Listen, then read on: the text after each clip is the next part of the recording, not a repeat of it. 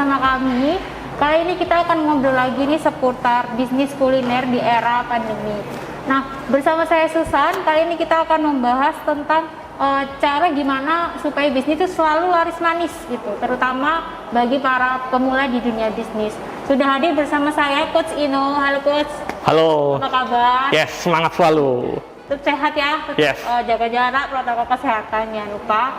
Nah, kali ini tuh kita bakal bahas lebih spesifik tentang gimana sih cara agar bisnis kita tuh selalu laris manis gitu, terutama waktu kita awal buka di tengah pandemi ini ya. Betul, betul. Banyak banget nih sekarang yang mulai merintis bisnis karena mungkin keluar dari pekerjaan atau gitu ya. Nah, terus bakal bagi-bagi tips ke kita.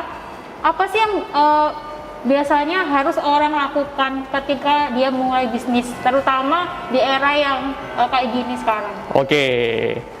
Oke, Tribuners, saya Ino Coach Bisnis Kuliner. Kali ini kita tetap membahas bagaimana bisnis kuliner bisa menghasilkan omset yang besar.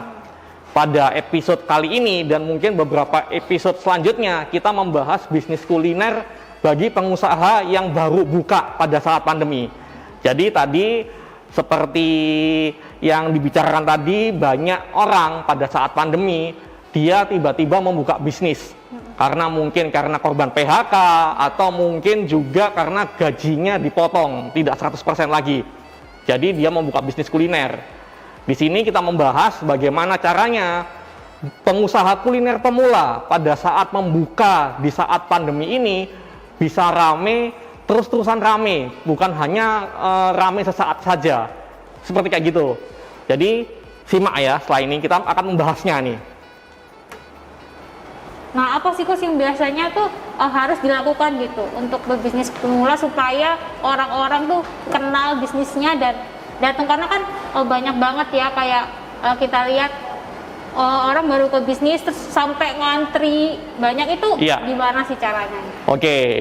Jadi dari Tribuners sering ya melihat ya bisnis kuliner baru buka bener-bener rame, seperti antrinya beras antri beras segala macam. Tapi masalahnya adalah setelah rame itu sepi, langsung tahun depan sudah nggak ada lagi, sudah tutup gitu loh. Jadi di sini biasanya pengusaha kuliner pemula yang tidak ngerti ilmunya, dia biasanya melakukan promo diskon, promo gratis, beli satu gratis satu, atau pembelian 100 porsi setiap hari dengan bayar doa segala macam. Itu memang membuat orang tertarik, pingin beli gitu loh. Tapi kalau umpamanya tidak pakai strategi ini, ramenya cuma sesaat, pada saat promo aja. Tapi setelah promo itu akan tambah sepi, apalagi kalau sudah mencapai di atas 6 bulan atau 12 bulan, benar-benar sepi. Jadi itu adalah ada masalah di bisnisnya. Jadi mungkin dari teman-teman Tribuners ya pernah lihat keluarganya atau temannya membuka bisnis langsung promo segala macam dan lain-lain. Kalau umpamanya dia pertama kali membuka bener-bener rame, kita harus tanya dulu, coba diinget-inget setelah promo gimana kondisi bisnis teman atau kenalan Anda, kayak gitu. Jadi sebenarnya bisnis kuliner yang awal buka antri jangan melihat sebagai sesuatu yang heboh atau hebat, karena banyak pengusaha kuliner merasa kalau bisnisnya itu sampai antri, apalagi antrinya masih 3 bulan pertama atau 6 bulan pertama, sudah menganggap bisnisnya sudah diterima oleh masyarakat banyak. Padahal itu jebakan sebenarnya gitu loh. Jadi jebakan bahaya. Jadi kalau ada rame 3 bulan, 6 bulan, itu jangan senang dulu gitu loh. Jadi harusnya deg-degan.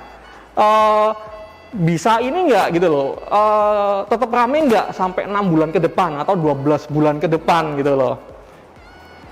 Nah Coach, tapi itu kan gini ya, kalau misalnya saya sebagai pebisnis ngelihat merek ini ya rame banget gitu ya, promosinya tuh gila-gilaan sampai kayak ini untungnya gimana kok bisa banyak banget. Nah kalau saya pengen juga kayak gitu, boleh apa enggak sih? Apa kayak gitu tuh nggak usah atau boleh aja tapi harus ada trik khususnya gitu? Jadi memang pada pembukaan awal membuat promo gila-gilaan dan lain-lain, nggak masalah. Dan juga kadang-kadang kalau namanya promo ya, sering promo, rame segala macam, bisa lama, itu tergantung dari kekuatan modalnya. Jadi dia itu punya modal untuk promo, untuk tidak menghasilkan keuntungan berapa bulan, dia punya kekuatan modal kayak gitu loh. Tapi kalau namanya UKM kan juga modalnya terbatas gitu loh. Jadi memang boleh kalau umpamanya melakukan promo awal. Tapi kalau umpamanya promo aja tanpa melakukan hal-hal yang kita akan bahas ini, bisa bermasalah. Jadi bisnisnya setelah promo bisa sepi gitu loh. Karena tergantung dari pada saat orang promo. Promo itu membuat orang coba-coba. Ah, ada restoran baru, ada kafe baru, saya pengen nyoba deh.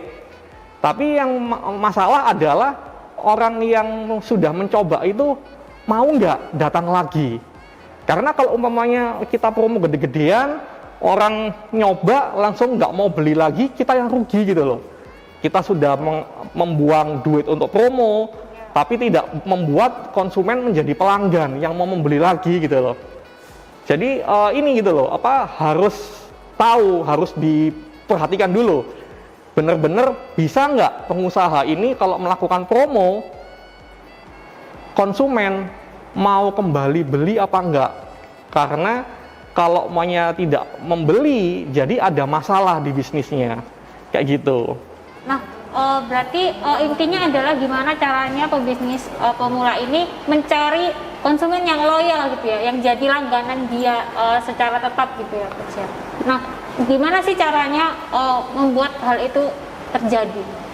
Oke, jadi kita tadi sudah ngomong ya bagaimana konsumen bisa loyal agar beli lagi. Jadi memang kita membuat konsumen loyal itu tidak tiba-tiba konsumen harus loyal segala macam gitu loh. Karena juga target pasar dari pengusaha kuliner atau bisnis kuliner beda-beda gitu loh. Bagaimana cara membuat target pasarnya mahasiswa loyal sama bisnisnya kita, atau juga kalau umpamanya target pasarnya adalah pekerja kantoran, bagaimana cara membuat pekerja kantoran itu benar-benar loyal pada kita gitu loh. Caranya beda-beda karena kita tidak bisa membahagiakan mereka semua gitu loh. Jadi kayak gitu. Jadi kita akan membahas ya dua faktor penting atau dua faktor kunci untuk setiap calon pengusaha kuliner pemula saat pandemi. Oke, mungkin perlu dipersiapkan catatannya, ini benar-benar penting soalnya. Karena ini jadi kayak rahasia gitu ya, supaya konsumen bisa balik ke bisnis. Betul, jadi di sini bisa sih mendapatkan ilmu ini gara-gara pengalaman. Tapi kalau pengalaman kan kita buang waktu banyak gitu loh. Kalau sudah ada rumusnya, tinggal diikutin aja.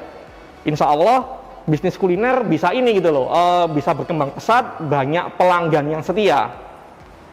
Faktor pertama adalah pengusaha kuliner pemula, kemampuan membuat jenis makanan yang enak ya sangat terbatas, terutama pengusaha kuliner pemula. Contoh kayak gini, ada pengusaha kuliner baru buka karena dia baru PHK. Dia mungkin hanya bisa membuat produk yang enak banget adalah nasi goreng. Kalau umpamanya membuat produk yang enak banget sate, mungkin biasa-biasa aja. Jadi untuk membuat produk yang enak, yang benar-benar diandalkan, apalagi pengusaha kuliner pemula, belum berpengalaman. Jadi dia cuma terbatas aja, mungkin satu atau dua produk aja. Nggak bisa dia membuat produk yang enak banget, semua produk gitu loh. Jadi terbatas ya, keterbatasan produknya. Langsung yang kedua, seorang pengusaha kuliner tidak bisa memuaskan sesuai keinginan seluruh orang. Yang tadi kita bahas itu, contoh, kalau jual pangsit mie ayam umpamanya. Kalau namanya pangsit mie ayamnya seperti kayak gimana, itu beda-beda untuk bisa memuaskan target pasar mahasiswa sama target pasar orang kantoran pangsit mie ayam itu. Jadi kita harus bisa milah-milah gitu loh, kita memuaskan siapa dari target pasar itu. Jadi seperti kayak gitu. Contoh nih. Suka nasi goreng nggak nih? Suka dong. Oke, kalau mainnya dari Mbak, nasi goreng yang kayak gimana? Yang bener-bener disukain dan bener-bener memuaskan. Saya ingin tahu deh. Karena saya karyawan ya. Oke. Saya pilih yang porsi banyak. Oke. Harganya terjangkau lah. Oke. Kalau bisa tiap hari bisa beli itu. Oke. Rasanya juga yang penting gak enak banget sih. Malah seneng, tapi yang penting tuh nggak enak gitu. Jadi rasanya tuh standar, yang penting porsi banyak. Oke. Murah. Porsi banyak, harga murah. Banyaknya lauk segala macam nggak penting ya. Yang penting ini ya, porsinya banyak ya. Porsinya banyak. Oke. Coba ini ya pemirsa ya. Ini salah satu contoh bagaimana keinginan dari suatu produk nasi goreng untuk pekerja. Kalau umpamanya nasi goreng ini kalau umpamanya ditanya pertanyaan yang sama ke anak-anak SMA atau ABG, mungkin beda lagi jawabannya.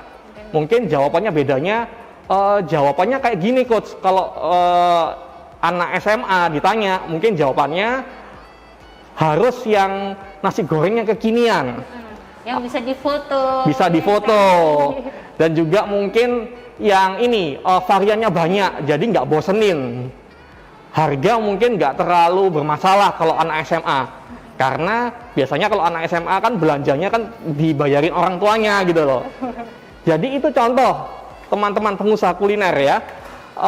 Kita tidak bisa untuk memuaskan semua orang agar benar-benar produk kita membuat orang benar-benar puas, agar mereka mau beli lagi. Strateginya beda-beda gitu loh. Jadi jangan disamakan. Jadi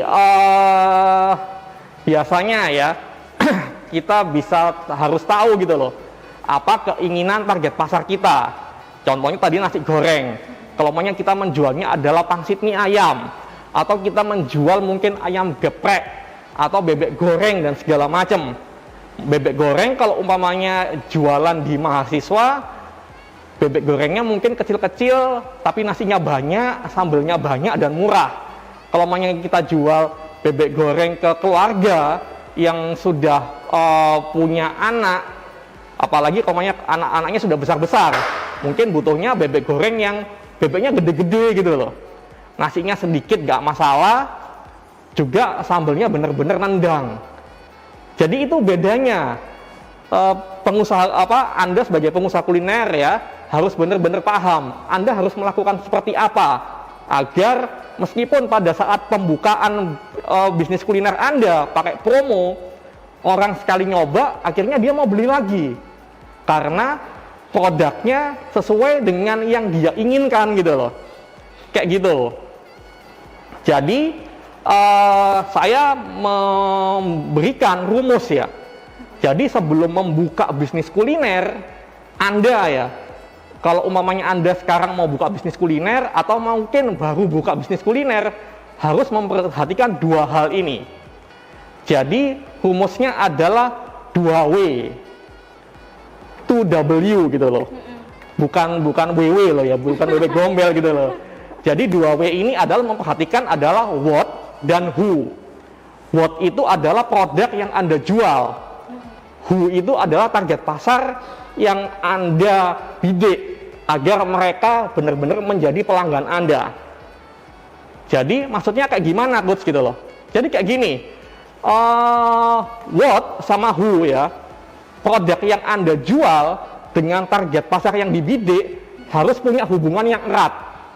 Jadi harus punya hubungan yang erat, harus saling tarik menarik. Itu rumus agar konsumen akan menjadi pelanggan setia meskipun Anda pakai promo diskon besar-besaran atau tidak pakai diskon sama sekali. Jadi produk dan target pasar harus punya hubungan.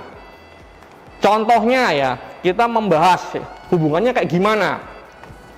Jadi dari produk yang dijual atau what ini dengan target pasar yang dibidik dari dua-duanya harus dipilih. Mana dari dua variabel ini yang paling sulit untuk dirubah? Bingung nggak ya? Enggak sih, Coach. Mungkin Tribuners bisa dijelaskan. Oke. Gitu, Coach. Ya. Jadi gini, contoh ya, kalau produknya tidak bisa dirubah. Contoh, Coach, saya paling ahli bikin nasi goreng karena pernah menang lomba enak-enakan bikin nasi goreng se-RT umpamanya. Jadi nasi gorengnya bener-bener enak banget. Tapi dia hanya bisa membuat nasi goreng yang enak, yang lainnya nggak bisa. Jadi yang benar-benar dijual adalah nasi gorengnya. Jadi nasi goreng ini sudah tidak bisa dirubah gitu loh. Karena dia hanya paling enak bikin nasi goreng. Karena kalau umpamanya produk nasi goreng ini yang tidak bisa dirubah, yang benar-benar fix ya, pengusaha nasi goreng ini harus memilih target pasarnya siapa yang paling cocok membeli produknya dia. Contoh kalau nasi goreng yang dia enak itu adalah porsinya banyak, langsung harganya murah. Jadi dia harus fokus menjual pada mahasiswa. Kalau umpamanya nasi gorengnya itu kelihatan mewah, lauknya banyak, potongan ayamnya, langsung ada sosisnya, ada telur mata sapi segala macam. Jadi dia jangan menjual ke mahasiswa karena tidak akan laku produknya. Karena kalau umpamanya lengkap kayak gitu harganya mahal. Jadi dia harus menjual ke keluarga muda atau keluarga senior. Jadi bisa dijual produk itu, target pasar merasa wah ini produk yang benar-benar sesuai dengan kesukaan saya. Jadi target pasar ini akan beli terus-menerus gitu loh. Pakai promosi apa enggak? Itu kalau yang produknya tidak ini ya, sudah fix ya, tidak bisa dirubah. Jadi kalau produknya fix, yang variabel adalah target pasar. Kebalikannya, kalau umpamanya target pasarnya yang tidak bisa dirubah. Contoh, ada pengusaha kuliner, dia itu berjualan sambil kerja di tempat kantornya. Dia itu bekerja di kantor yang banyak karyawannya, dia jual jus minuman. Jadi target pasarnya itu sudah tidak bisa dirubah-rubah karena hanya orang kantoran di teman-teman kantornya itu yang jadi target pasarnya. Jadi dia harus membuat produknya yang variabel, yang dirubah-rubah. Dia harus bikin produk jus yang sesuai dengan kebutuhan orang kantoran. Beda kalau umpamanya ya, kalau target pasarnya adalah anak muda, kalau jual jus biasanya kan harus ini, porsinya besar, biasanya diplastiki di plastik 1 kilo. Ya. Langsung harus manis banget, ada susunya segala macam. Nah itu kan untuk anak muda. Tapi kalau orang kantoran itu tidak membutuhkan kayak gitu. Orang kantoran pingin agar kinerja dia bekerja tetap bagus, tidak sering sakit. Karena kebutuhan vitamin C-nya selalu terpenuhi gitu loh. Jadi kalau banyak produk yang dia jual target pasarnya adalah orang kantoran yang mengejar karir, mungkin kemasannya jusnya kecil karena agar bisa dibawa kemana-mana, dan juga mungkin kadar gulanya sedikit. Jadi jangan sampai jadi diabetes gitu loh, minum setiap hari. Jadi produk jus ini harus diminum setiap hari oleh pekerja kantoran agar kebutuhan vitamin C mereka tetap terjaga gitu loh. Jadi nggak gampang sakit. Jadi contohnya seperti kayak gitu, Tribuners. Bagaimana kalau produknya tidak bisa dirubah, target pasarnya harus dirubah-rubah. Kebalikannya, kalau umpamanya target pasarnya tidak bisa dirubah, produknya yang harus dirubah-rubah gitu loh. Itu rumusnya seperti kayak gitu. Tujuannya adalah agar Anda, pengusaha kuliner yang lagi membuka bisnis atau sudah lama membuka bisnis pada saat pandemi, tetap berjualan ya, agar Anda lebih mudah menjual produk Anda. Anda lebih mudah konsumen datang kembali. Dan juga tentunya seperti pembahasan kita sebelum-sebelumnya, agar Anda lebih mudah menghasilkan banyak omset berkali-kali lipat dari biasanya. Jadi ini dasar ya, yang kita bahas adalah dasar bisnis gitu loh, agar lebih mudah menghasilkan duit. Seperti kayak gitu. Jadi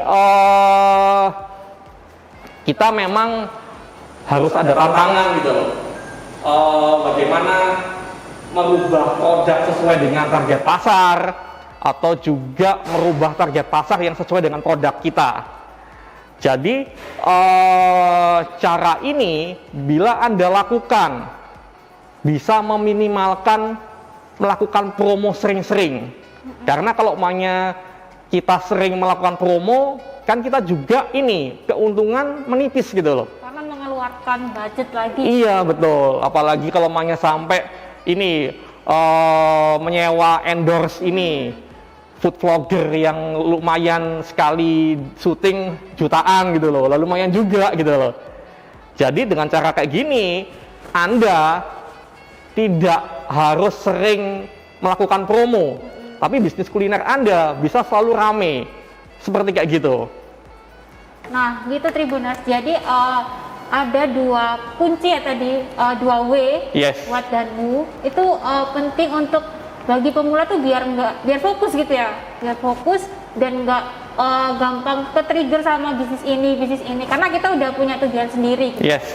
Nah kalau tadi kita bahas tentang 2 W itu kan who dan juga what. Iya. Nah, sekarang gimana sih caranya kita cari produk dan target pasar yang paling cocok buat bisnis kuliner kita. Nah tapi nanti dulu kita akan bahas di video selanjutnya. Jangan lupa terus pantengin tribunjatim.com, Surya Alen dan Surya Malang. Jangan lupa like, subscribe YouTube dan juga Instagramnya.